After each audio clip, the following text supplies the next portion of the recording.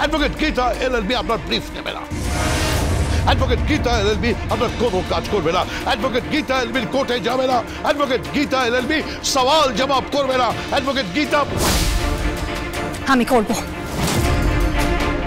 আমি সওয়াল জবাব করব, আমি কোর্টে যাব, আমি কেসটা সাজাবো, আমি পুলিশের সাথে কথা বলবো, পুরো কেস ডায়েরিটা আমি পড়বো, আমি সমস্ত কিছু করবো, and I will leave no stone unturned. আমি আপনাকে বলছি, কথা দিচ্ছি, আমি জিতবো।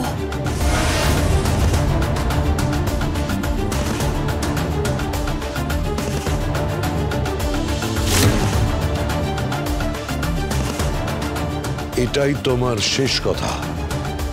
হ্যাঁ বাবা, পারিবারিক কর্তব্য থেকে আমি যেমন পিছপা হইনি, সেরকমই আমার পেশাগত কর্তব্য থেকে আমি পিছপা হব না। তাহলে বলি, এই কেসটাতে তুমি হারবে। কেন? কারণ হয়তো তুমি তোমার উল্টো দিকে, হয়তো তুমি আমাকে পাবে। বড়বাবু, হ্যাঁ, এটা এথিক্সের প্রশ্ন, এটা মরালের প্রশ্ন। কিন্তু বাবা, সত্যি কি এই কেসটাতে আপনি, সত্যি কি আপনি মরাল, এথিক্স এগুলো দেখিয়েছিলেন এই কেসটাতে?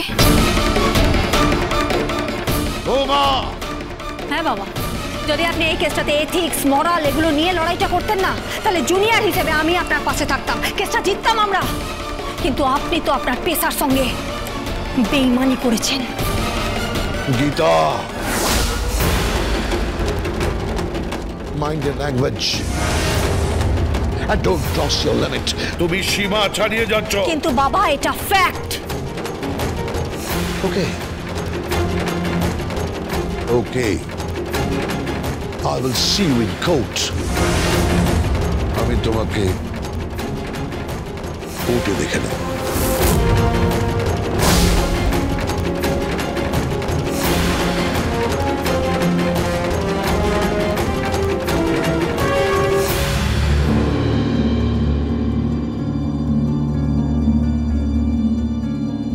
সংসারটা ভাঙছো কেন? সংসার ভাঙবে না রে পদ্ম, সংসার ভাঙবে না। ওই লোকটার কাছে আমি আর একটা মা হয়ে গেছি। মা ছেলের মধ্যে যতই ঝগড়াঝাঁটি যা কিছু হোক, সন্তান কি কখনো তার মাকে ছেড়ে চলে যেতে পারে? গীতা এলএলবি, সোম থেকে রবি প্রতিদিন সন্ধ্যে 6:30টায় স্টার জলসায় ও ডিজনি প্লাস হটস্টারে।